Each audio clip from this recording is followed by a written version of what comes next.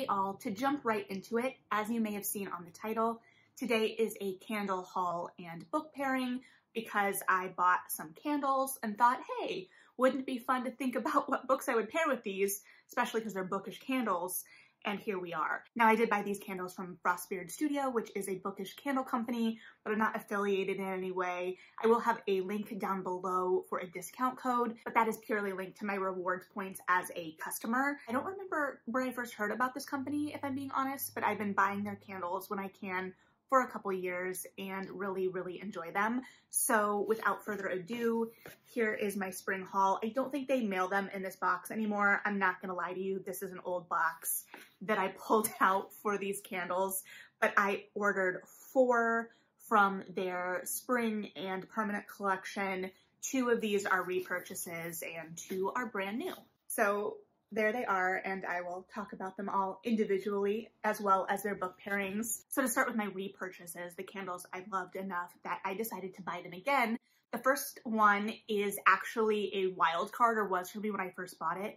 I actually bought this at Indie Bookstore Day 2019 because I was able to smell it in store at the bookseller, and ironically or not enough, the candle is called Bookseller, and the fragrance notes on this, and I am not an expert by any means on fragrance notes, but dirt, basement, and vanilla bean is what it lists on the candle. So you can see why I was a little hesitant at first. I wasn't really sure what to expect from it, but this actually has ended up being one of my favorite candles. I love the little bit of earthiness that grounds that sweetness, and it does definitely invoke that basement in a way I have no way to articulate, but it's not a bad way. Like, it gets a little bit of the sweetness of like musty, and it immediately takes me to, at my library that I worked at when I was a teen, we kept all of our classics in the basement that no one really knew about, and it was a whole thing.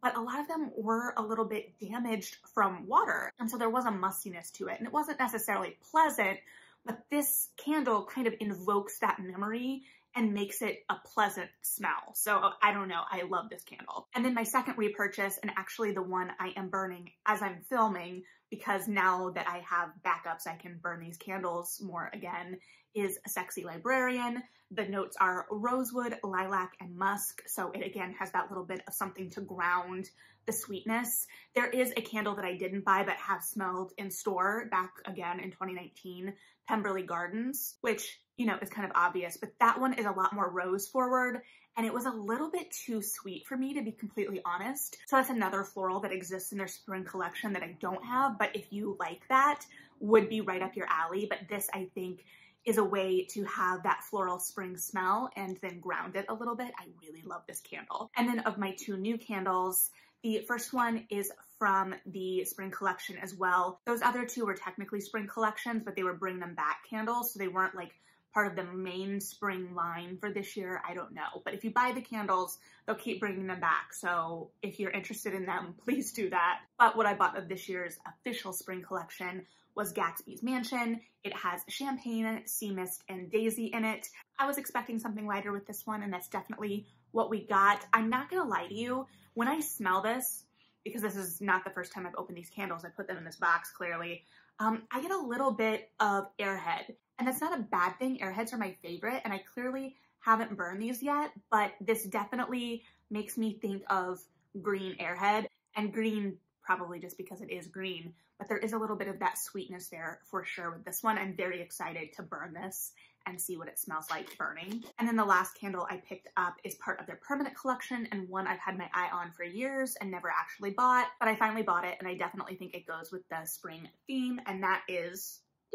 Rainy Day Reads, and it has fresh rain, ginger, and lavender according to the label, and it is everything I hoped for and wanted in this candle. It smells so relaxing, and I think that this is going to be my go-to stress relief candle, so I'm very excited to finally burn this one too. So these are all clearly book themed or reader themed candle conceits, which I love, so I decided let's pair some books with them. So we're gonna start with Bookseller, and a lot of these pairings are gonna be kind of vibes based on what the smells invoke for me personally. So again, we've got dirt, basement, and vanilla bean. So in recommendations for this, my mind really clings on to that dirt and kind of spiraled from there. So my first recommendation is actually a very recent read, and that is When We Were Birds by Ayanna Lloyd Banwo, because it has this idea of dirt for sure with the cemetery that a lot of this takes place in. And the house in this book also has that sense of kind of weight, and the idea of legacy kind of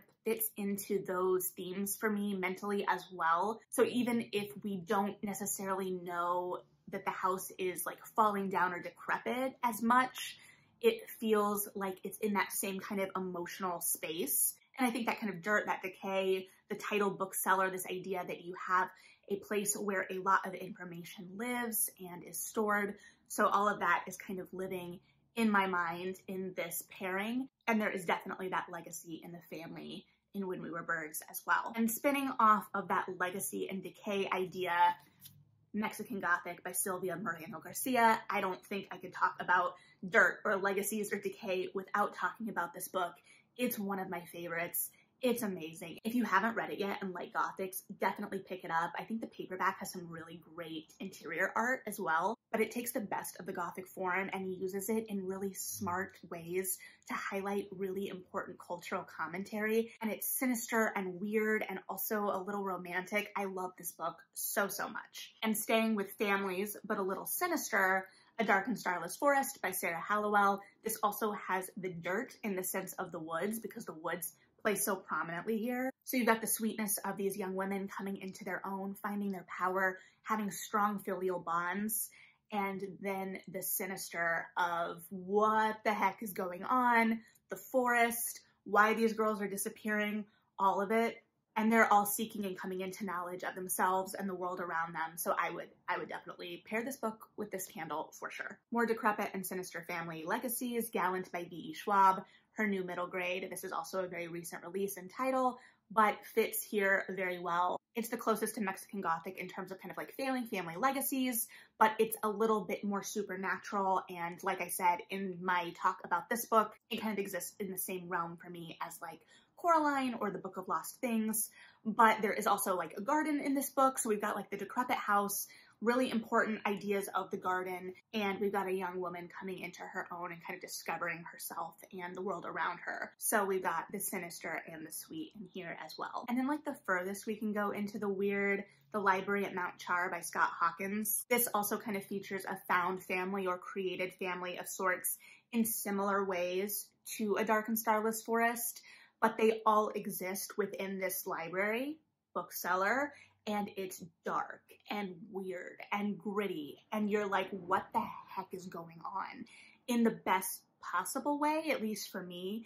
It is very weird. My book club read this, we loved it. There were some scenes that we still talk about. We're like, remember that time in that weird book?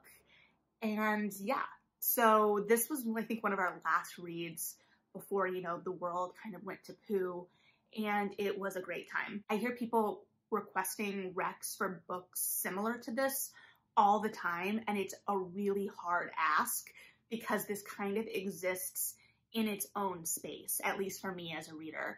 There are lots of books that live in that kind of weird and odd, and I love that place, but this is its own kind of weird and odd. So if you like that, definitely check this out. And the library is definitely very important here, but the idea of a library in it is much, much different than you may think.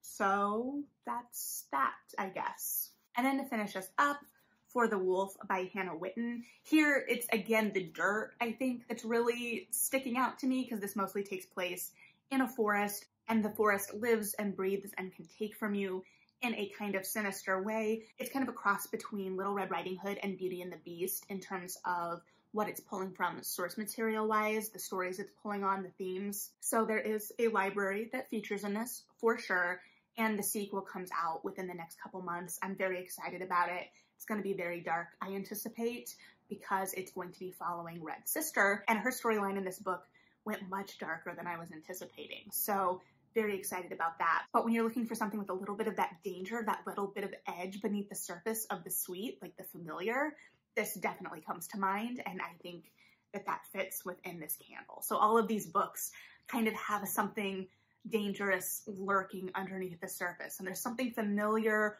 or comforting or good at the front, but there's something that lurks underneath that gives it a little bit more of an edge. So those are all bookseller, kind of our darkest recommendations. But then let's switch it up and go to Gatsby's Mansion. Because of the candle notes, champagne, sea mist, daisy, all make sense, and of course the green color makes sense, you would think we'd be going lighter with this, and I definitely do think a little bit lighter, but it's impossible for me to divorce this candle and the smells from the source material. So a lot of these for me mentally are going to be tied to Gatsby or that period in some way. And the first and most obvious for that is The Chosen and the Beautiful by Niveau. This came out last year. It was one of my favorites of the year. I thought it was stunning. It's a retelling of Gatsby through Jordan Baker's point of view, but it is a Jordan Baker that is Vietnamese, and it is a world that has magic. So it imagines the splendor and grandeur of things like the 20s and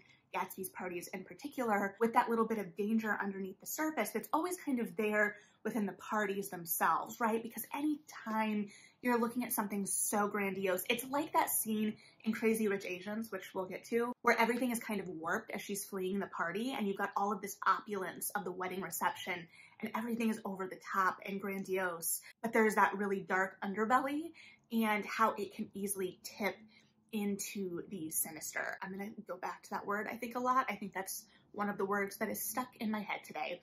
But I think that magic and the idea of magic in this book underscores that theme and that idea so perfectly. We've got this bubbly, frothy surface, which I think the beginning of the book really gets at, and then we've got this seedier underbelly and the cost of that. And we see that cost in Gatsby, obviously, but then magic at play adds an extra cost, and it puts souls on the line in a different way as well. So I really, really love this book. And then Bright Young Things by Anna Godberson. This is a throwback for me, and I haven't read it in a long time, probably close to 10 years. So this is the author of the Lux series, and these were mid-late 2000s YA series, historical YA series that were kind of pitched in a Gossip Girl-esque style. They weren't written like Gossip Girl in any way in terms of like the gossip format, nor did they follow like gossip rag type formats for their time, but they followed, you know, many characters as they wove in and out of each other's lives, and there was an opulence, and we were following rich people, that whole vibe. So Bright Young Things and the series does this in the 20s and follows some Midwest transplants going out east seeking fame and fortune and the opulence of the Roaring 20s, and of course the drama that ensues. If you're looking for a similar like YA 20s series but want something with a little bit more darkness to it, maybe something that gets a little bit closer to The Chosen and the Beautiful, I would go with The Diviners by Libba Bray. This follows a huge cast of characters and is looking at kind of the ghosts of America's past through the 20s. Because of the rise in spiritualism of the 20s, it gives a really unique window into exploring a lot of these things through a really diverse cast of characters. So we get to see a lot of the opulence of the 20s and the things that we culturally use as signifiers for the 20s or think of with the 20s. Then it spins it on its head a little bit and looks at some of the darker realities of the 20s and the period as well. And it uses the supernatural to bring a lot of the sins of our past back to life. This was a long-running series. I still need to read the fourth, admittedly. The first one came out when I was in college, and I would definitely recommend it because we start with a little bit of the more frothy. Evie is a little bit hard to like as a narrator, and I think that as actually a strength. When I first read it, it was a little bit hard for me because I didn't really connect with Evie. I felt like she was very self-centered, very superficial, and that is part of the journey. And also the way the other characters really come to the forefront throughout the series. It's all done super well, so definitely recommend. And if you want to live in kind of that 20s feeling, but maybe you're thinking about the end of Gatsby, may I present to you one of my favorite hand sells as a bookseller in Chicago, The Girls of Murder City by Douglas Perry. This takes a look at the murders in the 20s that kind of inspired the play Chicago, the play being the play that became the musical. I wish that I'd had this book in college because we did have a dramaturgy assignment for a dramaturgy class I took about Chicago, and this would have been very helpful. But even more importantly, it's very entertaining. And if you like the musical Chicago, this is definitely something that you should check out. I think it does reference the play very specifically because the playwright used to be a reporter, and so it kind of placed her where she would have been around the time. But the way it builds the world around these people and what Chicago was at the time and what crime looked like at the time and how the perception of women played into how the trials of these women went. It was really good. I did it on audio. It's been a while. I would need to revisit, but I very much enjoyed it. And it was one of my 2 most common hand sell books as a bookseller because I worked in a place with a decent amount of tourism traffic. Most people have already read or know of Devil in the White City, so I would always go to Girls of Murder City or Sin in the Second City, which isn't set in the 20s, but if that's of interest to you, it's a good one. And then to go outside of the 20s, this may be a stretch, but bear with me, Marrying Winterbourne by Lisa Kleypas, because I'm thinking of that opulence, and we've got that bubbliness and that sweetness of the romance. This is a little bit more grounded. There's some danger, there's some angst, but Marrying Winterbourne is one of my favorites. I need to go back and reread it because it has been a while. It was the second, I believe, of the Ravenel series, and Helen and Reese's romance starts pretty significantly in the first book, so it might be worth it to read the first of the Ravenels as well, honestly, because he gets hurt in a train accident and she helps kind of bring him back to health, and they connect at this house, and then they get engaged, and he ends up breaking the engagement. And the book starts with her coming to his office, and he is the head of the first major department store. So he has money, but he's also working class, and Helen isn't. And so there's a little bit of tension around that, and what Reese feels Helen deserves, what Reese feels he can give Helen, what Helen wants, how she comes into her own and becomes able to take for herself, and what she wants. It's really great, and Lisa Kleypas is always really great.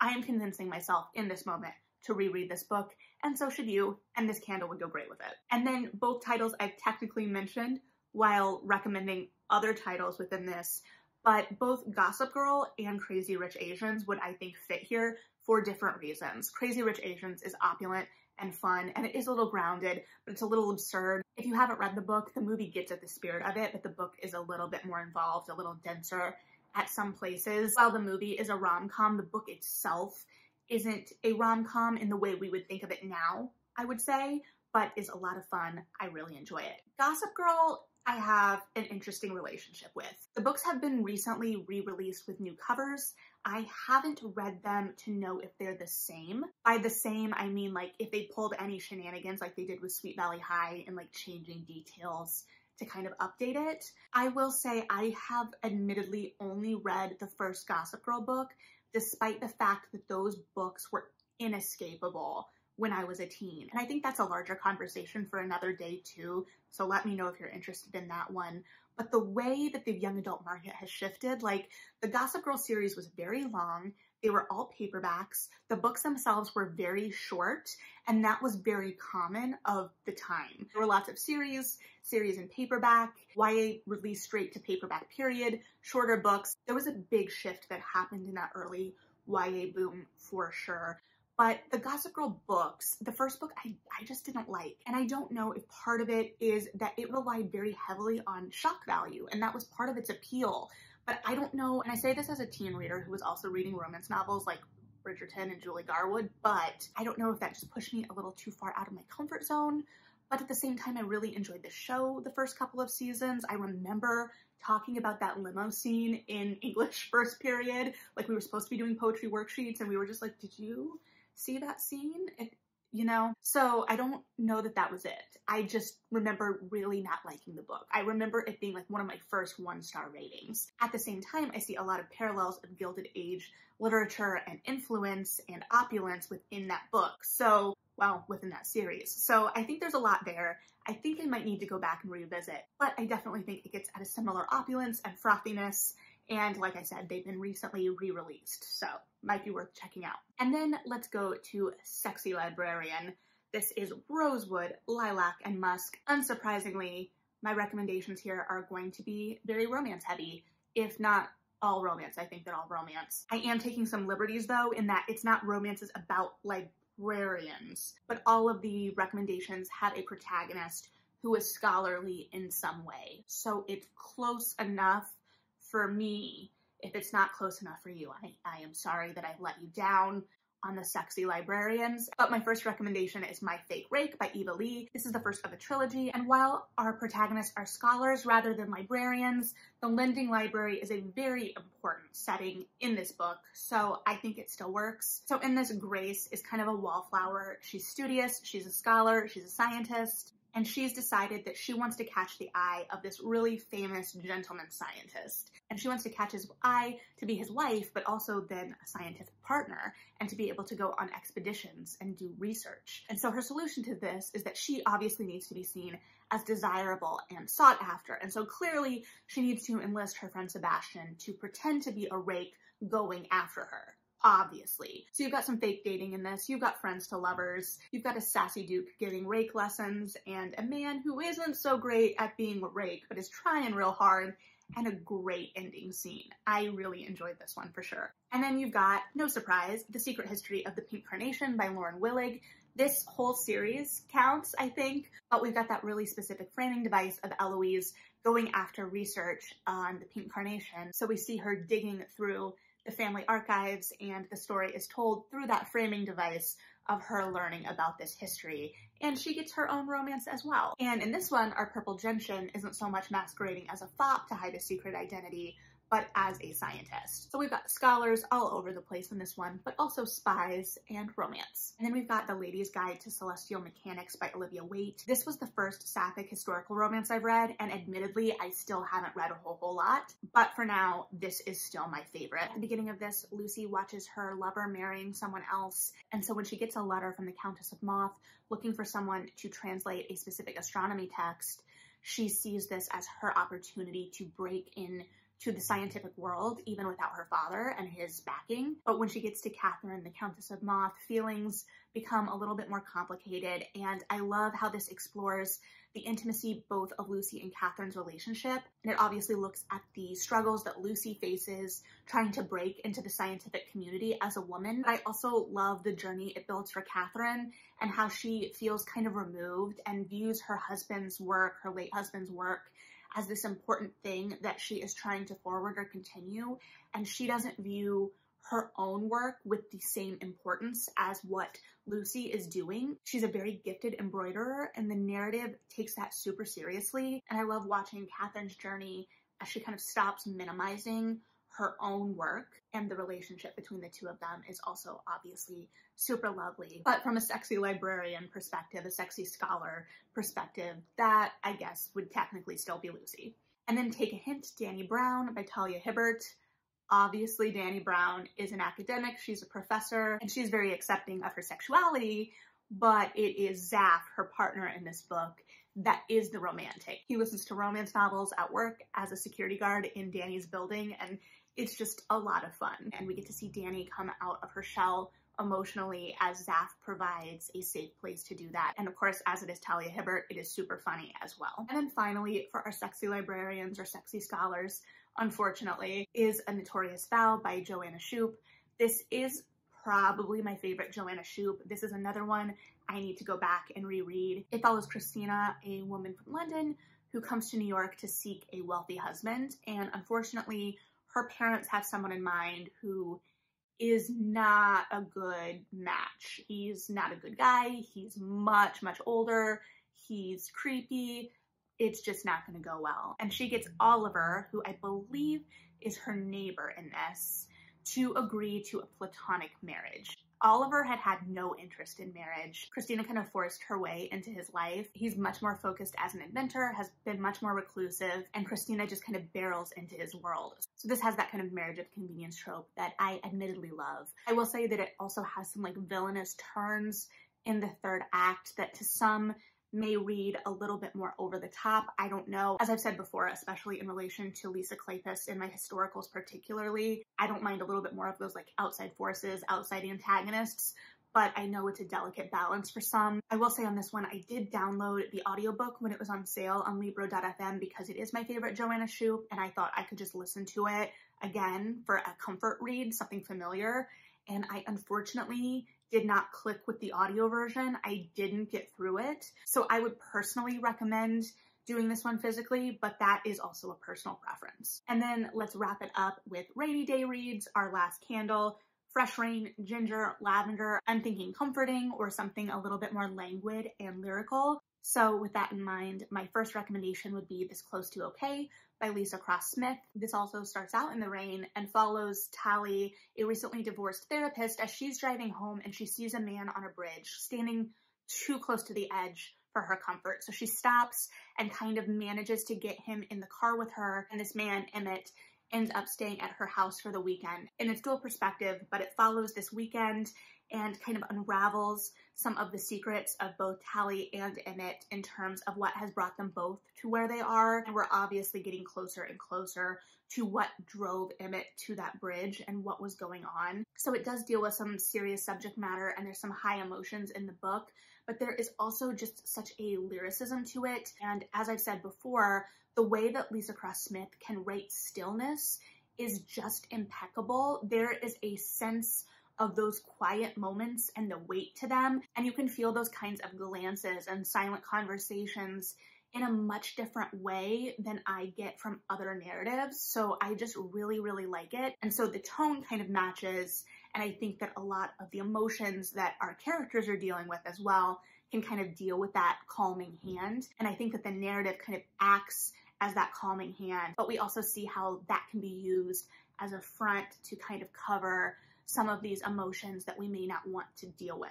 So I don't know, but like I said, she really writes that stillness and longing with such ease. And then to continue with the lyricism, A River Enchanted by Rebecca Ross, which is another recent read, but definitely has that sense of lyricism. It has that sense of an epic. I don't really know how to explain this other than the tone just fits. Also the way the book is kind of coded as like a Scottish setting makes me think of fog, makes me think of like cool mornings and that dampness, which gives me similar emotional feelings as the candle name and smell evokes. So that is, I guess, what it is. But here we're trying to solve the disappearance of a bunch of young girls in this clan, and we're balancing that out with these really intense, even if quieter, relationships between two couples in particular, as well as filial ties and the sense of duty and home and belonging. So there's just a lot going on. It's really lovely, and I think it would pair well with that candle. And then I don't think I can talk about rainy days and rainy day reads without talking about Weather Girl by Rachel Lynn Solomon. You could light this candle and read this book over the course of the day, and it would be